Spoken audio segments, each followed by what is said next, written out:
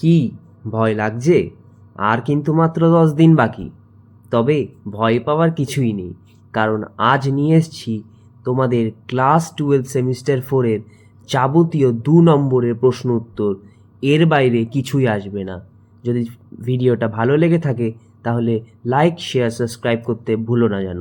চলো শুরু করা যাক। তোমরা যদি রিসেন্টলি রিলিজ হওয়া মডেল কোশ্চেন পেপারটা চেক আউট করো, তাহলে দেখবে এখানে ইউনিট 1 থেকেই মোটামুটি 70টা মতন 2 নম্বরেরই প্রশ্ন রয়েছে। এই সমস্ত প্রশ্নের উত্তরই আজকে আলোচনা করব এই ভিডিওতে। চলো শুরু করা যাক। ইউনিট 1, আন্তর্জাতিক সম্পর্ক, মূল ধারণা এবং রাজনৈতিক মতবাদ দিয়ে। প্রথম প্রশ্নে আসি। প্রথম প্রশ্ন হলো, আন্তর্জাতিক সম্পর্ক বলতে কী বোঝো? এটা খুবই বেসিক প্রশ্ন, এটা আশা করি তোমরা সবাই পারবে। তাও দেখে নাও। আন্তর্জাতিক সম্পর্ক বলতে স্বাধীন রাষ্ট্রগুলির মধ্যে রাজনৈতিক, অর্থনৈতিক, কূটনৈতিক ও সামরিক সম্পর্ককে বোঝায়। দ্বিতীয় প্রশ্নে আসি। ইন্টারন্যাশনাল রিলেশন শব্দটি প্রথম কে এবং কবে ব্যবহার করেন? 1790 সালে জেরেমি বেন্থাম প্রথম আইআর শব্দটি ব্যবহার করেন। তৃতীয় প্রশ্নে আসি। আন্তর্জাতিক সম্পর্কে দুটি গুরুত্বপূর্ণ দিক উল্লেখ করো। একটি হলো কূটনৈতিক যোগাযোগ, অন্যটি হলো ক্ষমতা ও জাতীয় স্বার্থ। হান্স জে মর্গানথাউ, যিনি একজন বাস্তববাদী ছিলেন, তার আন্তর্জাতিক সম্পর্ক বলতে মতবাদ কী ছিল? মর্গানথাউ আন্তর্জাতিক সম্পর্ককে রাষ্ট্রগুলির মধ্যে ক্ষমতার সংগ্রাম হিসেবে দেখেছিলেন।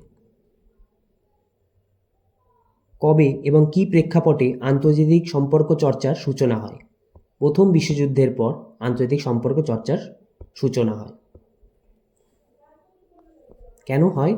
এটি যুদ্ধের ভয়াবহতা ও শান্তিরক্ষার নতুন ধারণা তৈরি করে। 6 নম্বর প্রশ্ন। কোন বিশ্ববিদ্যালয়ে প্রথম আন্তর্জাতিক সম্পর্কের প্রাতিষ্ঠানিক শিক্ষা শুরু হয়? ডেভিড ডেভিসের উদ্যোগে ওয়েলস বিশ্ববিদ্যালয় প্রথম আইআর প্রাতিষ্ঠানিক শিক্ষা শুরু হয়। পামার ও পারকিন্স আন্তর্জাতিক সম্পর্ক কিভাবে ব্যাখ্যা করেছেন? 8 নম্বর প্রশ্ন। আন্তর্জাতিক সম্পর্কে একটি গ্রহণযোগ্য সংজ্ঞা লেখো। এটা প্রথম প্রশ্নের সঙ্গে অনেকটাই সিমিলার। 9ম প্রশ্ন। কে আন্তর্জাতিক সম্পর্কে ক্ষমতার সম্পর্ক বলেছেন? উত্তর হচ্ছে হান্স জে মর্গানথাউ। ইস্টনের মতে আন্তর্জাতিক সম্পর্ক কি? 11 নম্বর প্রশ্ন। আন্তর্জাতিক সম্পর্ক বিষয়ে স্ট্যানলি হফম্যানের সংজ্ঞাটি লেখো। পরের প্রশ্ন। কোন সময় পৃথক শাস্ত্র হিসেবে আন্তর্জাতিক সম্পর্কের আবির্ভাব ঘটে? প্রথম বিশ্বযুদ্ধের পর আন্তর্জাতিক সম্পর্ক পৃথক শাস্ত্র হিসেবে আত্মপ্রকাশ করে। 13 নম্বর প্রশ্নে আসি। পলিটিক্স অ্যামং নেশন গ্রন্থটির লেখক কে এবং গ্রন্থটি কত সালে প্রকাশিত হয়? গ্রন্থটির লেখক হচ্ছে হান্স জে মর্গানথাউ এবং গ্রন্থটি 1948 সালে প্রকাশিত হয়। 14 নম্বরে আসি। কোন ঘটনার পরবর্তীকালে আন্তর্জাতিক সম্পর্ক পৃথক শাস্ত্রের মর্যাদা লাভ করে? দ্বিতীয় বিশ্বযুদ্ধের পর। 15 নম্বর প্রশ্ন। আন্তর্জাতিক সম্পর্ক ও আন্তর্জাতিক রাজনীতির মধ্যে দুটি গুরুত্বপূর্ণ পার্থক্য লেখো। প্রথম পার্থক্য হচ্ছে পরিসরের পার্থক্য, দ্বিতীয় পার্থক্য বিষয়বস্তুর পার্থক্য। এক্সপ্লেনেশনটা তোমরা চেক করে নাও। 16 নম্বর প্রশ্নে আসি। আন্তর্জাতিক সম্পর্ক বিষয়ে লেনিনের ভূমিকা। লেনিন আন্তর্জাতিক সম্পর্ককে সাম্রাজ্যবাদ ও অর্থনৈতিক শোষণের দৃষ্টিকোণ থেকে ব্যাখ্যা করেন। তিনি সাম্রাজ্যবাদকে পুঁজিবাদের সর্বোচ্চ পর্যায় হিসেবে চিহ্নিত করেছিলেন। 17 নম্বর প্রশ্ন। আন্তর্জাতিক সম্পর্কের বিকাশে শিল্প বিপ্লবের ভূমিকা কী ছিল? পরের প্রশ্নে আসি। আন্তর্জাতিক সম্পর্ক বিষয়ে মার্কিন যুক্তরাষ্ট্রপতি উইড্রো উইলসনের ভূমিকা লেখো। মনে রাখবে, উইড্রো উইলসনের ভূমিকা কিন্তু খুবই গুরুত্বপূর্ণ লিগ অফ নেশনের প্রতিষ্ঠায়। তিনি 14টি পয়েন্টও ব্যাখ্যা করেছিলেন। কবে ও কী উদ্দেশ্যে জাতিসংঘ গঠিত হয়েছিল? জাতিসংঘ মানে ইউনাইটেড নেশনস, 1945 সালে। 1948 সালে ইউনেস্কোর সম্মেলনে আলোচিত দুটি গুরুত্বপূর্ণ বিষয় লেখো। ইউনেস্কোর পুরো নাম হলো United Nations Educational, Scientific and Cultural Organization. আন্তর্জাতিক সম্পর্ককে স্বতন্ত্র বিষয় হিসেবে গণ্য করার পক্ষে দুটি যুক্তি দাও। প্রথম যুক্তি হলো স্বতন্ত্র বিষয়বস্তু পরিসর এবং দ্বিতীয় যুক্তি হলো নিজস্ব তত্ত্ব ও পদ্ধতির ব্যবহার। উত্তরটা ভালো করে পড়ে নাও। 22 নম্বর প্রশ্নে আসি। সম্মিলিত জাতিসংঘ কবে এবং কী উদ্দেশ্যে প্রতিষ্ঠিত হয়? জাতিসংঘ 1945 সালে প্রতিষ্ঠিত হয়। এর প্রধান উদ্দেশ্য ছিল আন্তর্জাতিক শান্তি, সহযোগিতা ও মানবাধিকার রক্ষা। 23 নম্বর প্রশ্ন, আন্তর্জাতিক সম্পর্কের মূল আলোচ্য বিষয় কী? আন্তর্জাতিক সম্পর্কের মূল আলোচ্য বিষয় হল রাষ্ট্রগুলির জাতীয় স্বার্থ এবং এর সঙ্গে ক্ষমতা নিরপেক্ষতার প্রশ্ন। 24 নম্বর প্রশ্ন, আন্তর্জাতিক রাজনীতিতে ক্ষমতার গুরুত্ব সংক্ষেপে লেখো। খুব সংক্ষেপেই লিখেছি, পড়ে নাও। 25 নম্বর প্রশ্নে আসি, আন্তর্জাতিক সম্পর্ক আলোচনায় আন্তর্জাতিক আইনের ভূমিকা কী? এটা রাষ্ট্রগুলোর আচরণ নিয়ন্ত্রণে সাহায্য করে এবং যুদ্ধবন্দীদের অধিকার নির্ধারণে জেনেভা কনভেনশন, যেটা 1949 সালে গঠিত হয়েছিল, এটাও আন্তর্জাতিক আইনের একটা ভাগ। 27 নম্বর প্রশ্নে আসি, আন্তর্জাতিক সম্পর্কের বিকাশে বৈজ্ঞানিক বিশ্লেষণ ধারার প্রভাব লেখো। বৈজ্ঞানিক বিশ্লেষণ আন্তর্জাতিক সম্পর্ককে তথ্যভিত্তিক করে তোলে এবং এতে পরিসংখ্যান ও বাস্তব তথ্যের ব্যবহার বৃদ্ধি পায়। 28 নম্বর প্রশ্ন, কলিন্স ও উলফ কোন দুটি বিষয়কে আন্তর্জাতিক সম্পর্কের অন্তর্ভুক্ত করেছেন? আন্তর্জাতিক রাজনীতি ও আন্তর্জাতিক আইন। পামার ও পারকিন্স তাদের ইন্টারন্যাশনাল রিলেশনস গ্রন্থে কোন দুটি বিষয় অন্তর্ভুক্ত করেছেন? তারা আন্তর্জাতিক রাজনীতি ও আন্তর্জাতিক সংগঠন, এই দুটি বিষয়কে অন্তর্ভুক্ত করেছিলেন। জোসেফ ফ্র্যাঙ্কেল কোন বিষয়গুলোকে আন্তর্জাতিক রাজনীতির অন্তর্ভুক্ত করেছেন? ফ্র্যাঙ্কেল ক্ষমতা, জাতীয় স্বার্থ, সিদ্ধান্ত গ্রহণকে আন্তর্জাতিক রাজনীতির অন্তর্ভুক্ত করেন। 31 নম্বর প্রশ্ন, আন্তর্জাতিক রাজনীতিতে জাতীয় স্বার্থ বলতে কী বোঝায়? খুবই সোজা প্রশ্ন। 32 নম্বর, আন্তর্জাতিক রাজনীতিতে ক্ষমতা বলতে কী বোঝায়? দেখে নাও। পরের প্রশ্ন, আন্তর্জাতিক সম্পর্কের বিকাশে ঠান্ডা যুদ্ধের ভূমিকা সংক্ষেপে লেখো। এটা কিন্তু খুব ইম্পর্টেন্ট প্রশ্ন, এটা তোমরা ভালো করে পড়ে নেবে। আর তোমরা যদি ঠান্ডা যুদ্ধ সম্পর্কে খুব সংক্ষেপে 5 মিনিটে জানতে চাও, তাহলে আমাকে নিচে কমেন্ট বক্সে জানাও। 34 নম্বর প্রশ্নে আসি, আন্তর্জাতিক সম্পর্কের বিকাশে সম্মিলিত জাতিসংঘের গুরুত্ব কতটা? 35 নম্বর, জাতিসংঘের ব্যর্থতার দুটি মূল কারণ লেখো। প্রথম কারণ হলো ভিটো ক্ষমতার অপব্যবহার এবং দ্বিতীয় কারণ বড় শক্তিগুলির মধ্যে স্বার্থের সংঘাত। 36 নম্বর প্রশ্নে আসি, বিশ্বব্যাপী পরমাণু অস্ত্র কীভাবে আন্তর্জাতিক সম্পর্কে প্রভাবিত করে? পরমাণু অস্ত্র আন্তর্জাতিক সম্পর্কে একটা শক্তির ভারসাম্য বা ব্যালেন্স অফ পাওয়ার ক্রিয়েট করে। যেমন ঠান্ডা যুদ্ধ বা কোল্ড ওয়ারের সময় একটা ব্যালেন্স অফ টেরার বা মিউচুয়ালি অ্যাসিওর্ড ডিস্ট্রাকশন বলে একটা ধারণা ছিল, যেটা সবসময় শক্তির ভারসাম্যটাকে বজায় রাখত। 37 নম্বর প্রশ্নে আসি, আন্তর্জাতিক সম্পর্কের বিকাশে বিশ্বায়নের প্রভাব, মানে গ্লোবালাইজেশনের প্রভাব জানতে চেয়েছে। পরের প্রশ্ন, প্রথম বিশ্বযুদ্ধ আন্তর্জাতিক সম্পর্ককে কিভাবে প্রভাবিত করেছিল? দেখে নাও। আন্তর্জাতিক সম্পর্কের ক্ষেত্রে ওয়েস্টফেলিয়ার শান্তি চুক্তি সম্পর্ক কী? পরের প্রশ্নে আসি, আন্তর্জাতিক সম্পর্ক আলোচনায় প্রথম মহাযুদ্ধ কী? পরের প্রশ্ন, আন্তর্জাতিক সম্পর্ক আলোচনায় দ্বিতীয় মহাযুদ্ধ কী? 42 নম্বর প্রশ্ন, মার্ক্সবাদ আন্তর্জাতিক সম্পর্ককে কোন দৃষ্টিতে দেখে? এটা খুবই ইম্পর্টেন্ট প্রশ্ন, এটা দেখে নাও একবার। মার্ক্সবাদ আন্তর্জাতিক সম্পর্ককে মূলত অর্থনৈতিক ও শ্রেণীভিত্তিক দৃষ্টিভঙ্গি থেকে দেখে। এদের মতে আন্তর্জাতিক রাজনীতি পুঁজিবাদী শোষণ, সাম্রাজ্যবাদ এবং উন্নয়ন ও অনুন্নয়ন দেশের মধ্যে বৈষম্যের ফল। খুবই সুন্দর উত্তর। 43 নম্বর প্রশ্নে আসি, আন্তর্জাতিক রাজনীতিতে বাস্তববাদী তত্ত্বের মূল কথা কী? বাস্তববাদ ক্ষমতা ও জাতীয় স্বার্থকে কেন্দ্র করে, এটা তোমরা সবাই জানো। আন্তর্জাতিক রাজনীতিতে বাস্তববাদ রাষ্ট্রকেই প্রধান অভিনেতা হিসেবে দেখে। পাওয়ার স্ট্রাগল। পরের প্রশ্নে আসি, বাস্তববাদের মূল নীতি। বাস্তববাদের দুটি মৌলিক বৈশিষ্ট্য। 46 নম্বর প্রশ্ন, বাস্তববাদ তত্ত্বের বিরুদ্ধে প্রধান সমালোচনা। বাস্তববাদী তত্ত্ব আন্তর্জাতিক রাজনীতিতে নৈতিকতা, রাজনৈতিক আইন ও সহযোগিতার গুরুত্বকে অবহেলা করে। এছাড়া যুদ্ধ ও ক্ষমতার রাজনীতিকে স্বাভাবিক বলে ধরে নেয়। এর ফলে শান্তিপূর্ণ সমাধানের সম্ভাবনা কমে যায়। খুব ভালো সমালোচনা। 47 নম্বর প্রশ্ন, হান্স মর্গেনথাউ বাস্তববাদে যেসব নীতি উল্লেখ করেছেন তার মধ্যে যে কোনো দুটি উল্লেখ করো। উল্লেখ করেছি, পড়ে নাও। 48 নম্বর, আন্তর্জাতিক সম্পর্কের আদর্শবাদী দৃষ্টিভঙ্গি, আইডিয়ালিজম। পরের প্রশ্ন, আন্তর্জাতিক সম্পর্ক আলোচনায় আদর্শবাদী তত্ত্বের মূল বক্তব্য, আইডিয়ালিজমের মূল বক্তব্য কী? আদর্শবাদী তত্ত্বের বিরুদ্ধে দুটো সমালোচনা, দুটোই উল্লেখ করেছি। আন্তর্জাতিক কোন পরিস্থিতিতে আদর্শবাদী তত্ত্বের উদ্ভব ঘটে? আদর্শবাদী তত্ত্বের উদ্ভব ঘটে প্রথম বিশ্বযুদ্ধের পর। আদর্শবাদী তত্ত্বের মূল বৈশিষ্ট্য আলোচনা করো, করেছি। আন্তর্জাতিক নৈতিকতা ও আইনকে গুরুত্ব দেওয়া, শান্তিপূর্ণ সহযোগিতা।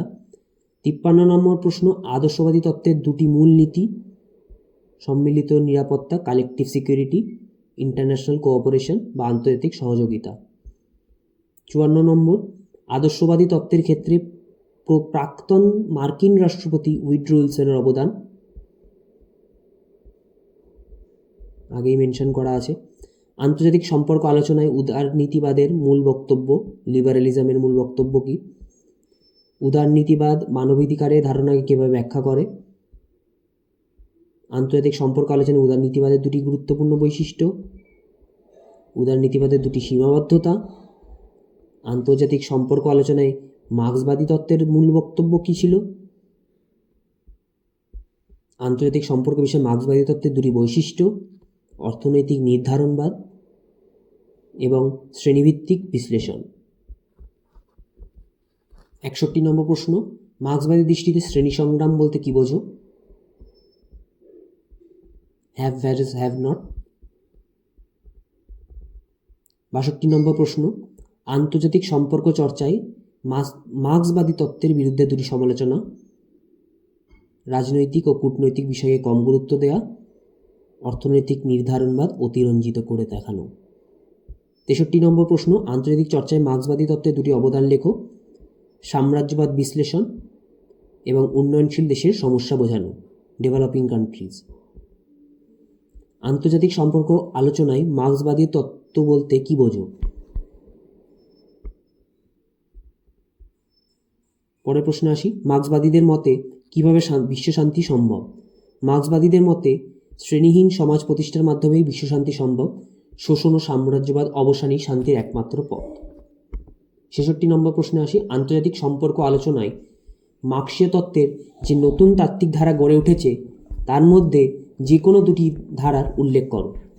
প্রথমটা হলো নির্ভরতা তত্ত্ব বা ডিপেন্ডেন্সি থিওরি, এবং পরেরটা হলো বিশ্ব ব্যবস্থা তত্ত্ব বা ওয়ার্ল্ড সিস্টেম থিওরি, যেটা উইলিয়াম ওয়ালাস্টেইন তৈরি করেছে। 67 নম্বর প্রশ্নে আসি, আন্তর্জাতিক সম্পর্কের ক্ষেত্রে মার্ক্সীয় তত্ত্বের অর্থনৈতিক নির্ধারণবাদ বলতে কী বোঝায়? ইকোনমিক্যাল ডিটারমিনিজম মানে হলো অর্থনৈতিক নির্ধারণবাদ।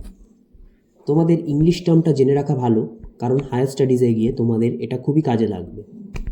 উত্তরে আসি, অর্থনৈতিক কাঠামোয় আন্তর্জাতিক রাজনৈতিক সম্পর্ক নির্ধারণ করে, এই ধারণায় অর্থনৈতিক নির্ধারণবাদ। মার্ক্সীয় তত্ত্ব অনুযায়ী রাষ্ট্রের পররাষ্ট্রনীতি তার অর্থনীতির দ্বারাই প্রভাবিত হয়। ইকোনমি। 68, আন্তর্জাতিক সম্পর্কের বিকাশে লিগ অফ নেশনের প্রভাব কতখানি ছিল? লিগ অফ নেশন আন্তর্জাতিক সহযোগিতার ধারণা দেয়, এটা প্রতিষ্ঠিত হয় 1920 সালে, আগেই মেনশন করা আছে। সেকেন্ড লাস্ট প্রশ্নে আসি, আন্তর্জাতিক সম্পর্কের বিকাশে মর্গেনথাউয়ের পলিটিক্স এবং নেশন গ্রন্থের অবদান কতখানি? গ্রন্থটি বাস্তববাদী তত্ত্বকে সুসংগঠিত করে, ক্ষমতা জাতিস্বার্থকে কেন্দ্রীয় রাষ্ট্র বিষয়বস্তু হিসেবে প্রতিষ্ঠা করে। শেষ প্রশ্নে আসি, আন্তর্জাতিক সম্পর্কের বিকাশে ঠান্ডা যুদ্ধ কীভাবে প্রভাব ফেলেছিল?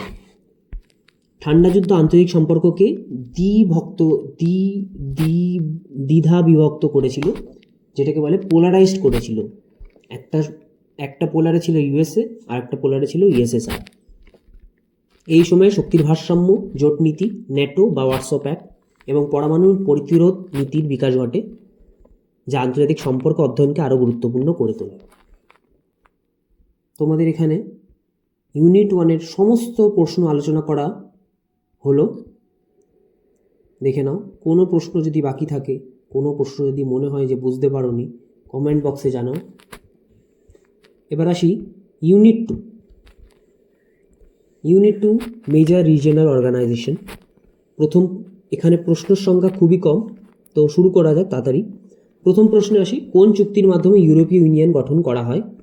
ম্যাস্ট্রিক্ট চুক্তি বা ম্যাস্ট্রিক্ট ট্রিটি, যেটা 1992 সালে তৈরি হয়, এর মাধ্যমে ইউরোপীয় ইউনিয়ন তৈরি হয়। দ্বিতীয় প্রশ্নে আসি, ইউরোপিয়ান ইউনিয়ন একটি সফল আঞ্চলিক সংস্থা, তার দুটো কারণ। তৃতীয় নম্বর প্রশ্নে আসি, একটি আঞ্চলিক সংস্থা হিসেবে ইউরোপীয় ইউনিয়নের গঠন সম্পর্কে আলোচনা করো। খুবই সোজা, দেখে নাও। ইউরোপীয় ইউনিয়নের দুটি অঙ্গ সম্পর্কে আলোচনা করো। ইউরোপীয় কমিশন এবং এর প্রশাসনিক অঙ্গ, যা নীতি প্রণয়ন বাস্তবায়ন করে, আর ইউরোপীয় সংসদ জনগণের প্রতিনিধিত্ব করে এবং আইন প্রণয়নে গুরুত্বপূর্ণ ভূমিকা নেয়। 5 নম্বর প্রশ্নে আসি, ইউরোপীয় ইউনিয়নের মূল নীতিগুলি সম্পর্কে আলোচনা করো। 6 নম্বর প্রশ্ন, একটি আঞ্চলিক সংস্থা হিসেবে ইউরোপীয় ইউনিয়ন কেন গুরুত্বপূর্ণ? ইউরোপীয় ইউনিয়ন কেন প্রতিষ্ঠা করা হয়েছিল? 7 নম্বর প্রশ্ন। 8 নম্বর প্রশ্ন, ইউরো কাকে বলে? ইউরো হলো ইউরোপীয় ইউনিয়নের সাধারণ মুদ্রা। এটা 27টা দেশের মধ্যে, আমার যতদূর মনে হয় 20টা দেশ ইউরোপীয় ইউনিয়নের ইউরোকে নিজেদের মুদ্রা হিসেবে ব্যবহার করছে।